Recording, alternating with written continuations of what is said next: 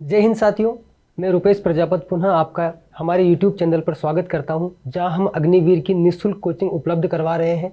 दोस्तों, इससे पहले वाले लेक्चर में हमने प्रतिशत के बारे में, कुछ टाइप्स के बारे में पता किया था। आज हम उसी प्रतिशत को आगे बढ़ाते हैं और अन्य इसके क्या क्या टाइप्स होते हैं और कौन कौन से क्वेश्चंस हमारे एग्ज़ाम में प्रतिशत से पूछे जाते हैं, उनके बारे में चर्चा करने वाले हैं। थोड़ा सा रिवीजन में कल की क्लास का आपको बता देता हूँ कि कल की क्लास में हमने क्या क्या पढ़ा था। कल की क्लास में हमने पढ़ा था प्रतिशत को भिन्न में बदलना। प्रतिशत को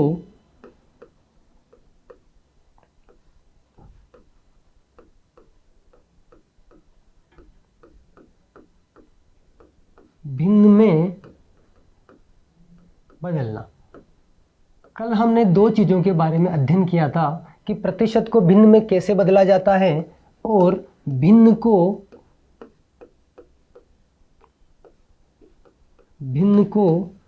प्रतिशत में बदलना। दो चीज़ें कल हमने समझी थी कि प्रतिशत को भिन्न में कैसे बदला जाता है और भिन्न को प्रतिशत में कैसे बदला जाता है। अगर हमें प्रतिशत को भिन्न में बदलना है तो कल मैंने बताया था कि प्रतिशत को भिन्न में बदलने के लिए हमें 1/100 से गुणा करना होता है और भिन्न को प्रतिशत में बदलने के लिए हमें 100 से गुणा करना होता है। ये दो चीज़ें कल हमने समझी थी। देखो, एक एग्जाम्पल से मैं आपको समझा देता हूँ कि कैसे हम इनको करते हैं। अगर मुझे ये बोला गया कि 50% को भिन्न में बदलिए, तो मुझे क्या करना है, इस प्रतिशत के चिन्ह को हटाकर किससे गुणा कर देना है, बस 1/100 से। 0 से 0 गया, 5 से ये कितनी बार कैंसिल हुआ, 2 बार। तो मेरे पास ये जो आया 1/2, ये किस रूप में आ गया, भिन्नात्मक रूप में। ऐसे ही अगर मुझे इस 1/2 को भिन्न में बदलना है, 1/2 को प्रतिशत में बदलना है, तो मुझे क्या कर देना है, 100 से गुणा कर देना है। 2 से 100 कितनी बार कटा, 50। तो मेरे पास कितना आ गया आंसर, 50%। यानी कि दोनों चीज़ों में अपने को ये याद रखना है कि अगर प्रतिशत को भिन्न में बदलना है तो 1/100 से गुणा करेंगे और भिन्न को प्रतिशत में बदलना है तो 100 से गुणा करेंगे। ये तो हुई कल की बात। अब देखिए दोस्तों, हम आगे थोड़ा सा इससे चलते हैं और आज हम जो पढ़ने वाले हैं वो है तुलना करना, कि किसी की तुलना कैसे की जाती है। इसमें सबसे महत्वपूर्ण बात जो है, हमें ये याद रखनी है कि हम जिसकी तुलना करते हैं और जिससे तुलना करते हैं, तो हम जिससे तुलना करते हैं, उसे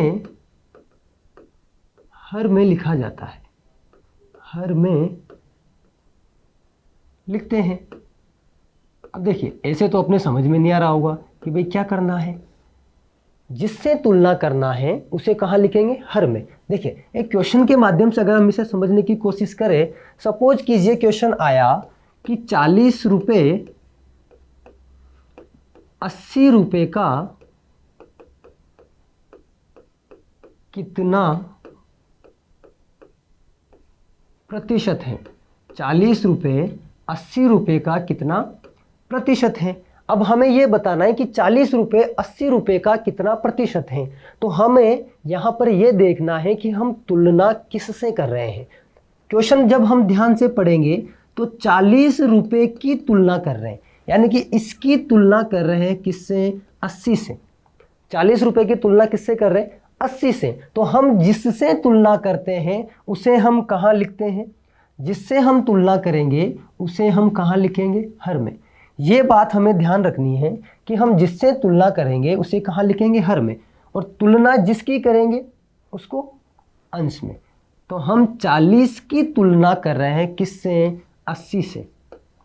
तो 80 को मैंने कहाँ लिखा, हर में। ये क्या होता है? अंश। और ये क्या होता है? हर।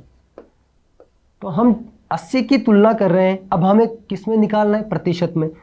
तो किससे गुणा कर देंगे? 100 से। 0 से 0 गया, कितना आया?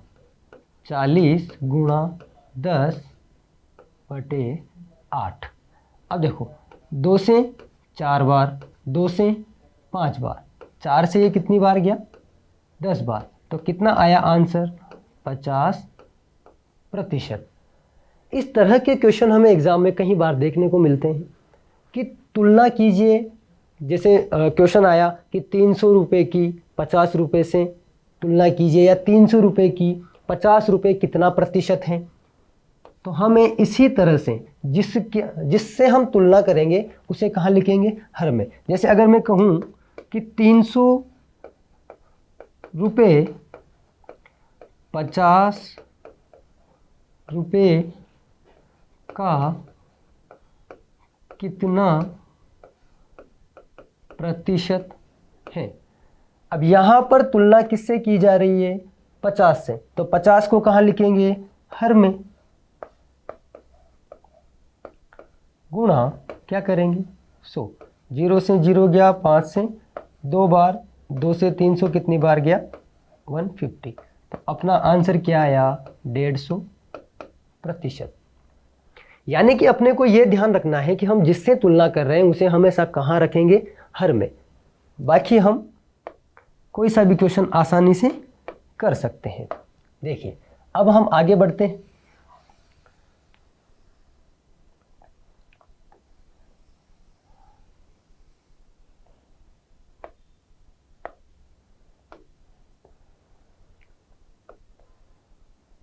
अब देखिए, ये सबसे महत्वपूर्ण चीज प्रतिशत में होती है। महत्वपूर्ण इसलिए है क्योंकि कई बार हमारे प्रश्न इस तरह से आते हैं कि हमें परसेंटेज या प्रतिशत इस रूप में दी जाती है कि हम जल्दबाजी में उसे सोल्व नहीं कर सकते, क्योंकि अपने पास एग्जाम में इतना समय होता नहीं है कि हम पूरा सोल्व करने बैठे। जैसे 1/3, अगर वहाँ पर आया 33 सही 1/3%, तो हम अगर इसे सोल्व करने बैठेंगे तो हमारा समय खर्च हो जाएगा। वही समय बचाने के लिए ये जो चीज़ मैंने यहाँ पर लिखी है आप लोगों के लिए, इस चीज़ को हमें सावधानी पूर्वक पढ़ना है। मैं ये भी बताऊंगा कि ये बने कैसे, लेकिन हमें डायरेक्ट अगर ये याद रहेगा कि कई बार ये वाली वैल्यू जैसे क्वेश्चन में आ गई, तो अगर हमें पता है कि 16 से 2/3% का मतलब 1/6 होता है, तो हम डायरेक्ट 1/6 लिख के भी आंसर निकाल सकते हैं। किस तरह के क्वेश्चन जिसमें से आते हैं वो भी मैं आपको कराऊंगा। देखिए, 1/1 का मतलब होता है 100%। 1/1 का मतलब 100%। जब पहला लेक्चर मैंने लिया था तो आपको बताया था कि भिन्न को प्रतिशत में कैसे बदला जाता है। तो भिन्न को प्रतिशत में बदलने के लिए मैंने कहा था कि किससे गुणा करना है? 100 से। अब 1/1 का मतलब कितना प्रतिशत हुआ? 100। अब ऐसे ही 1/2 का कितना मतलब हुआ? 50%। 50% कैसे आया? मैंने कहा था कि भिन्न को प्रतिशत में बदलने के लिए किससे गुणा करना है? 100 से। तो 2 से कितनी बार कैंसिल हुआ? 50। तो कितना आया? 50%। ऐसे ही 1/3 का मतलब क्या होता है? 33 से ही 1/3%। 1/4 का मतलब क्या होता है? 25%। वैसे ही 1/5 का मतलब 20%। 1/6 का मतलब 16 से ही 2/3%। 1/7 का मतलब 14 से ही 2/7%। 1/8 का मतलब 12 से 1/2%। ऐसे ही इन सब के मान अगर अपने को याद होंगे तो हम क्वेश्चन को डायरेक्टली सीधे बिल्कुल बेसिक तरीके से कर सकते हैं। देखिए, इसके क्वेश्चन किस तरह से आते हैं वो भी मैं आपको अभी बताऊंगा, लेकिन हमें इनमें से जो महत्वपूर्ण चीज़ें हैं वो मैं आपके नोट करवा देता हूं। हमें ये याद रखना है क्योंकि कई बार ये डायरेक्ट प्रतिशत हमारे एग्जाम में आ जाता है। इसके अतिरिक्त हमें 1/6 का ध्यान रखना है, 1/8 का ध्यान रखना है और 1/12 का ध्यान रखना है। ये ऐसे प्रतिशत है जो मैं कई बार डायरेक्ट पेपर में देखने को मिलते हैं।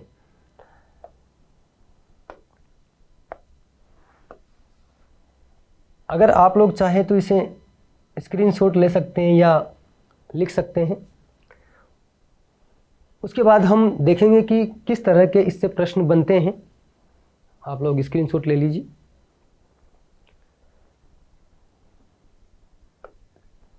देखिए, एक प्रश्न हमारे सामने आया है, राम की वर्तमान आय 4800 रुपये है। यदि इसकी आय में 33.1/3% की वृद्धि की जाती है तो आय क्या होगी। वही सेम चीज़ जो मैं आपसे कह रहा था कि वो जो प्रतिशत है हमें डायरेक्ट क्वेश्चन में देखने को मिलती है। अब हमारे पास पेपर करते टाइम इतना समय नहीं होता कि हम पूरी तरह से इसको सोल्व करें। पहले जैसे मिश्रित भिन्न है, पहले इसको साधारण भिन्न में बदलेंगे, ठीक है।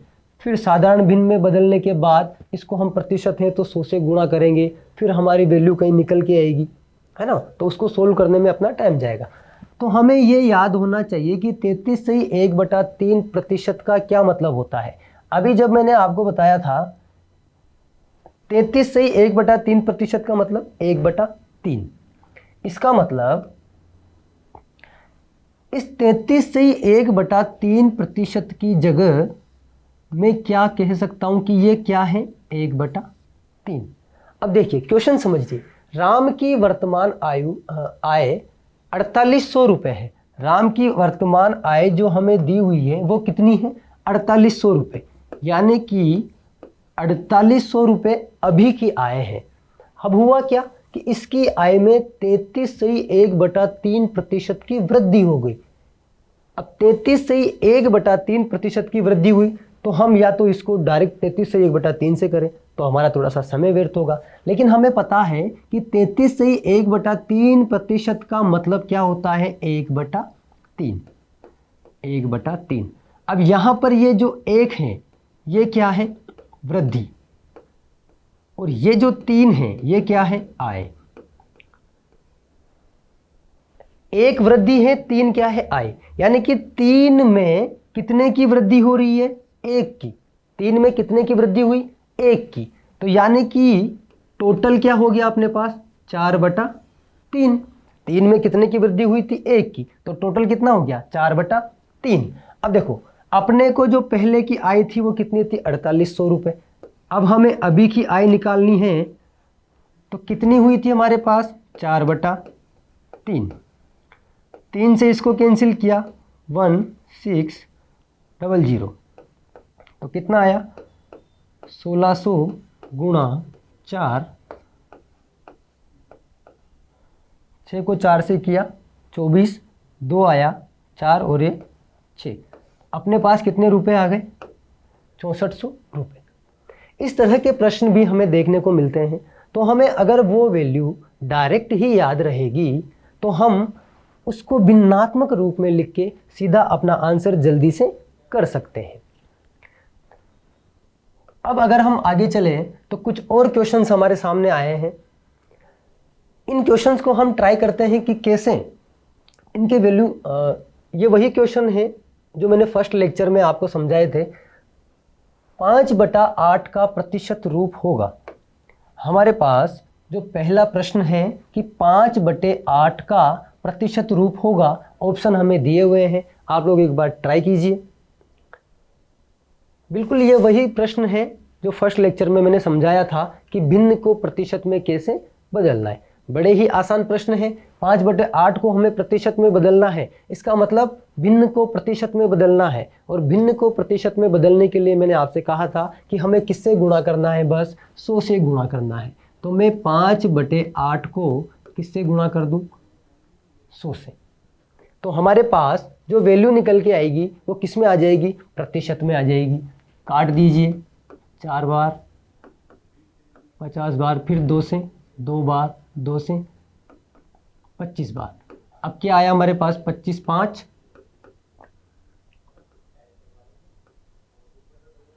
125।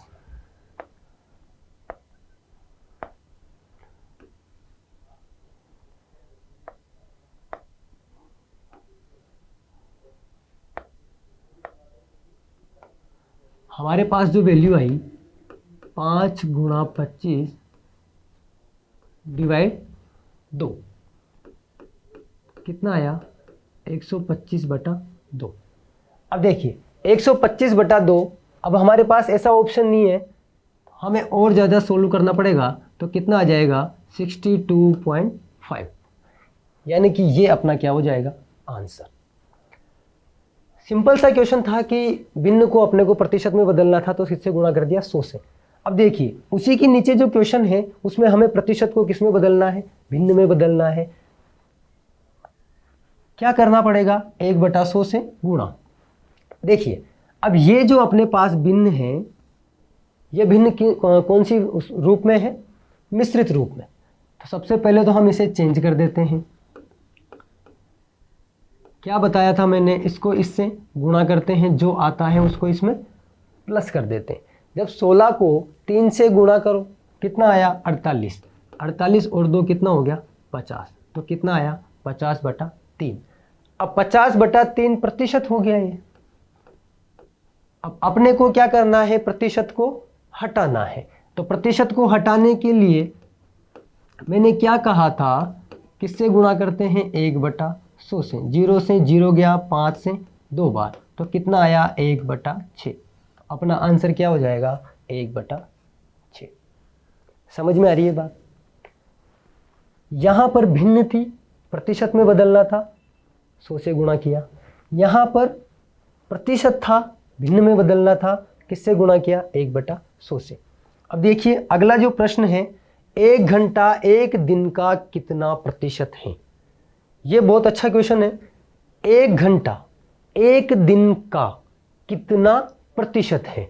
अब देखिए मैंने बताया था अभी थोड़ी देर पहले कि जिससे तुलना करते हैं उसको कहाँ लिखते हैं, हर में। तो हम तुलना किससे कर रहे हैं, 1 दिन से। तुलना किससे कर रहे हैं, 1 दिन से। तो 1 दिन को हम कहाँ लिखेंगे, हर में लिखेंगे। 1 दिन को कहाँ लिखने वाले हैं, हर में।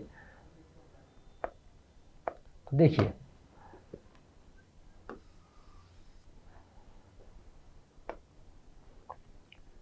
तुलना किसकी कर रहे हैं, 1 घंटे की। किससे कर रहे हैं, 1 दिन से। 1 घंटे की तुलना किससे की जा रही है, 1 दिन से। और हमें क्या निकालना है, प्रतिशत। तो गुणा किससे करेंगे, 100 से। अब देखिए ये दिन है, ये घंटे हैं, दोनों अलग अलग हैं। तो हमें दिन को किस में बदलना पड़ेगा, घंटे में बदलना पड़ेगा। तो 1 दिन में कितने होते हैं, 24 हार। तो हम एक दिन की जगह कितने लिख सकते हैं, 24 गुणा 100, यानी कि 100/24 आया। अब देखिए कैंसिल कर दो, 2 से किया 50 बार, 2 से किया 12 बार, फिर 2 से किया 25, फिर 2 से किया 6, तो कितना आया 25/6। अब ये अब कैंसिल नहीं हो रहे, तो हमें अब क्या करना है, भाग दे लीजिए। 25 6 4 कितना आया 1। तो अपना आंसर क्या निकल के आ जाएगा 6 सही 1/4 प्रतिशत। इस तरह के भी क्वेश्चन अपने को देखने को मिल सकते हैं। आगे चलते हैं। एक और प्रश्न है, ये बड़ा ही अच्छा प्रश्न है। इस तरह के प्रश्न हमें अक्सर जीडी के पेपर में देखने को मिलते हैं। देखिए इस प्रश्न को किस तरह से सोल्व करेंगे।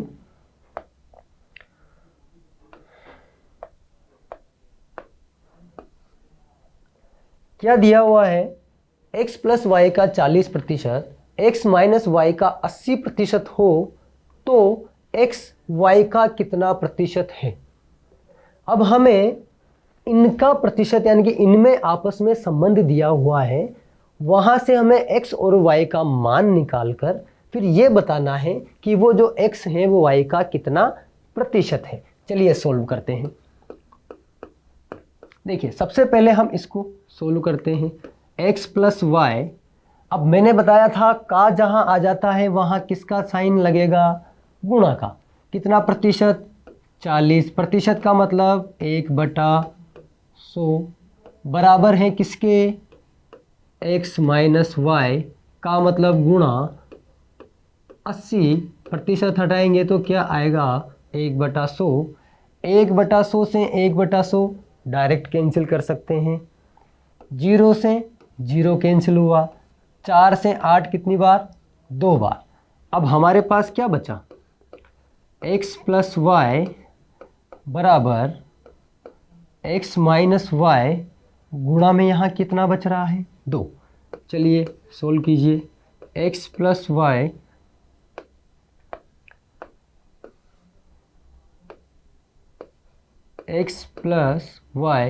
Equal 2x minus 2y। अब जो सिमिलर है उनको एक तरफ ले लीजिए।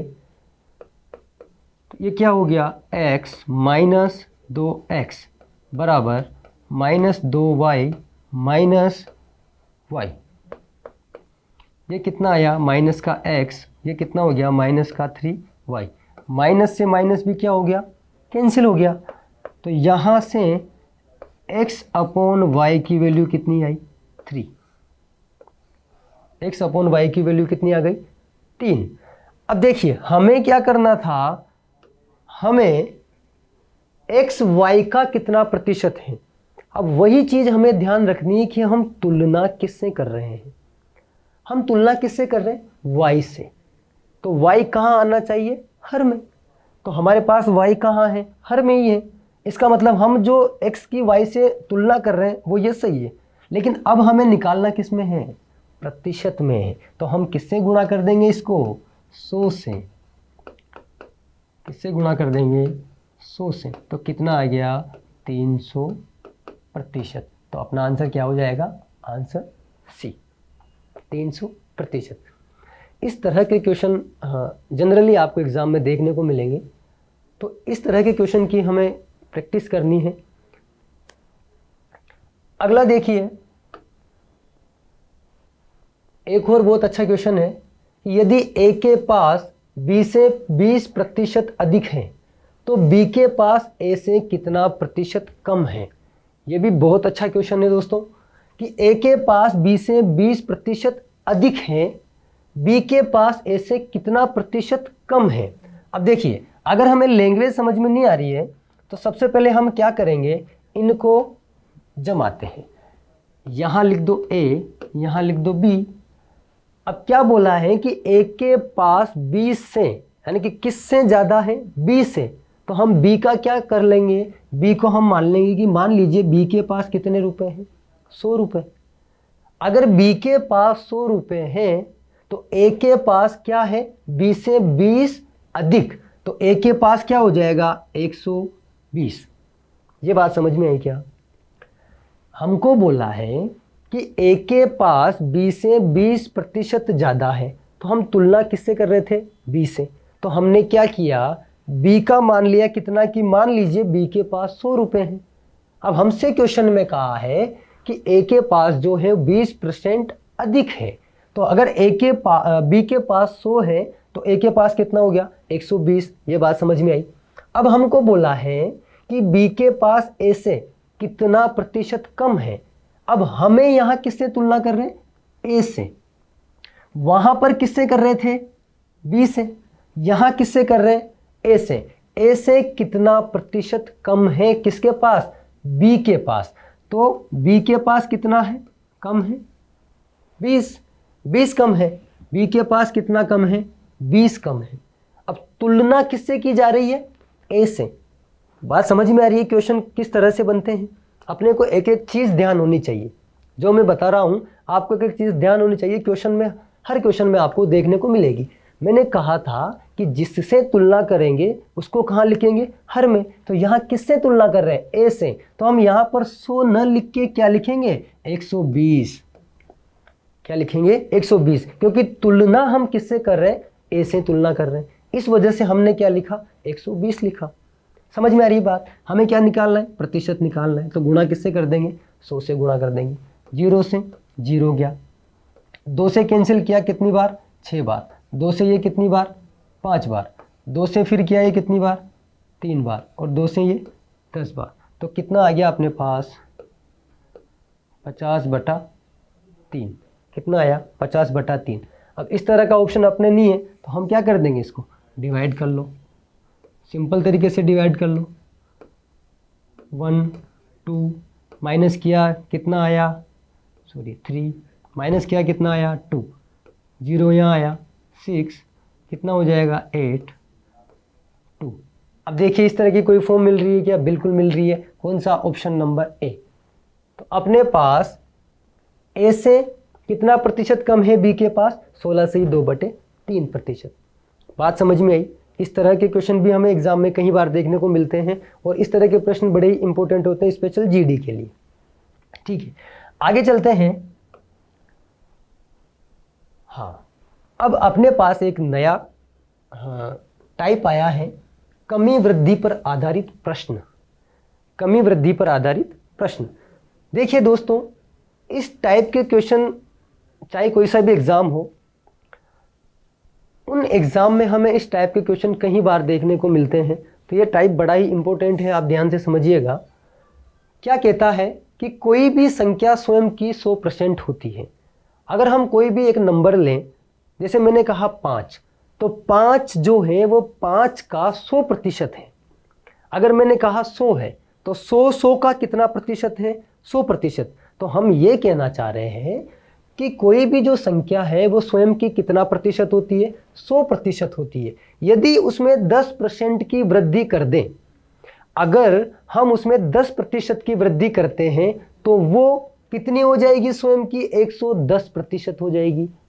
बात समझ में आ रही है कि कोई भी जो संख्या है वो स्वयं की 100% होती है। अगर मैंने उसमें 10% की वृद्धि की तो फिर वो स्वयं की कितनी हो जाएगी? 10%, यानी कि 110 हो जाएगी। और अगर मैं उसमें 10% की कमी करता हूं तो 100 से 10 की क्या हो जाएगी? कमी। तो फिर वो स्वयं की कितनी हो गई? 90%। बात समझ में आ रही है क्या? जैसे अगर मैं बोलूं कि मेरे पास कोई संख्या 100 है, कोई संख्या 100 है, अगर मैं इस 100 में 20% की वृद्धि कर दूं और इसी 100 में 20% की कमी कर दूं, तो अगर मैं 20% की वृद्धि करता हूं तो ये जो 100 है ये कितना हो जाएगा? 120%। और ये जो 100 है अगर मैं 20% की कमी करता हूं तो ये कितना रह जाएगा? 80%। बात समझ में आ रही है क्या मैं क्या कहना चाह रहा हूं? मैं यूँ कहना चाह रहा हूँ कि कोई भी संख्या स्वयं की 100% होती है। हम उसमें अगर कोई प्रतिशत बढ़ाते हैं, चाहे 10 हो, 20 हो, 5 हो, कितना भी प्रतिशत, तो वो उतना ही प्रतिशत ज़्यादा हो जाएगा। और कम करते हैं तो वो उतना ही प्रतिशत क्या हो जाएगा? कम हो जाएगा। वो उतना ही प्रतिशत क्या हो जाएगा? कम हो जाएगा। इसमें किस तरह के क्वेश्चन बनते हैं वो भी हम देखते हैं।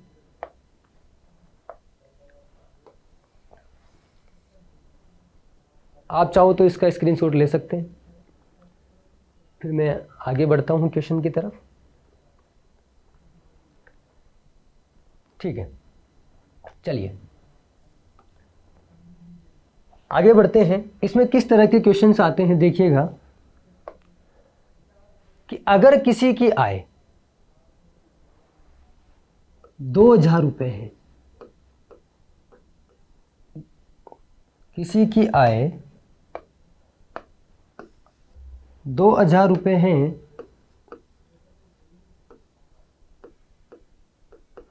और मुझसे कहा कि उसकी आय में 20% की क्या हो गई? वृद्धि। यानी कि वृद्धि कितनी हुई? 20% की। अब बताओ उसकी आय कितनी हो गई? तो कितनी हो जाएगी? मैंने कहा था 20% की वृद्धि हुई, इसका मतलब कितनी हो जाएगी? 120/100। 2 जीरो से 2 जीरो कैंसिल, कितना आया? 20 गुणा 120 यानी कि 2400 रुपये। बात समझ में आई? अगर 2000 रुपये में 20% की वृद्धि हुई तो 20% की वृद्धि हुई, इसका मतलब कितनी वृद्धि हो गई? 100%। 100 में क्या जोड़ा? 20, तो कितनी वृद्धि हो गई? 120%। ऐसे ही अगर ये 20% वृद्धि की जगह 20% कमी होती तो हम क्या कहते? फिर हम क्या कहते? अगर ये कमी होती कि 20% की कमी हो गई तो फिर हम क्या लिखने वाले थे? 2000 में 100 में से कितना कम हो गया? 20, तो कितना बचा? 80। तो फिर हम ऐसे निकालेंगे, 2 जीरो से 2 जीरो गया तो कितना आ गया मेरे पास 1600 रुपये। बात समझ में आई। ऐसे इसमें कई तरह के क्वेश्चन बन सकते हैं। जैसे कहा कि भाई किसी गांव की जनसंख्या अभी इतनी है, तो 2 साल बाद उसकी जनसंख्या क्या होगी। जैसे मैं एक और तरीका मैं आपको बता देता हूँ कि किस तरह के क्वेश्चन इसमें और बन सकते हैं। देखिए, सपोज कीजिए कोई एक गांव है जिसमें पहले जो जनसंख्या थी वो 20,000 थी। जनसंख्या कितनी थी? 20,000।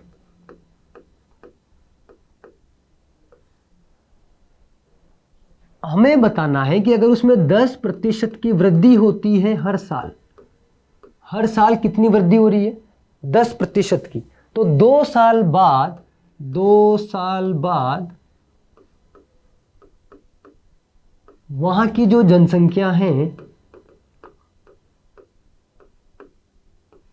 वो क्या होगी? अब देखिए, अभी जो जनसंख्या है वो है 20,000। हर साल कितने की वृद्धि हो रही है? 10% की। अपने को कितने साल बाद की पूछा है? 2 साल बाद की। तो हम क्या करने वाले हैं, अगर 10% की वृद्धि हुई, इसका मतलब पहले 100 थी, 10 की क्या हो गई? वृद्धि हो गई। तो मतलब कितना हो गया अपने पास? 110%। समझ आई बात? अब अपने को निकालना है कि पहले कितनी थी? 20,000। अब कितनी हो गई? 10% बढ़ रही है हर साल। अगर 1 साल की निकालनी होती तो 1 बार गुणा करते, लेकिन कितने साल की निकालनी है? 2 साल की। तो कितनी बार गुणा कर देंगे? 2 बार गुणा कर देंगे। बात समझ में आई क्या? कैंसिल आउट कर दो। 2 से 2 गया, 2 जीरो से 2 जीरो गया, कितना आया? 110 गुणा 110। तो 2 गुणा 121, ये कितना हो जाएगा? 002442। यानी कि अब उसकी 2 साल बाद जनसंख्या कितनी हो जाएगी? 24,200। बात समझ में आ रही है? दोस्तों, प्रतिशत में और भी टाइप्स होते हैं। हम प्रश्नों के माध्यम से अगले लेक्चर में जब भी आएंगे, क्वेश्चन के माध्यम से और अच्छी तरीके से इसे समझेंगे कि और किस किस तरीके के क्वेश्चन प्रतिशत में बन सकते हैं, किस टाइप के क्वेश्चन बन सकते हैं। हम इस YouTube चैनल के माध्यम से आपको सारी तैयारी करवाने की पूरी कोशिश करेंगे। बस आप ऊर्जा और जुनून के साथ तैयारी करते रहिए और अपनी ऊर्जा और सकारात्मकता को बरकरार रखिए, तभी हम आगे अच्छी तैयारी कर पाएंगे। क्योंकि किसी ने क्या खूब कहा है कि जुगनू अपने तेज से अब तक है अनजान, अंधियारे से पूछ लो क्या उसकी पहचान। तो दोस्तों, अपने आप को कमज़ोर ना समझे और लगातार अपनी तैयारी में जुटे रहे। निश्चित रूप से आप सफलता जरूर पाएंगे। फिर हम मिलते हैं अगले लेक्चर में। तब तक के लिए जय हिंद।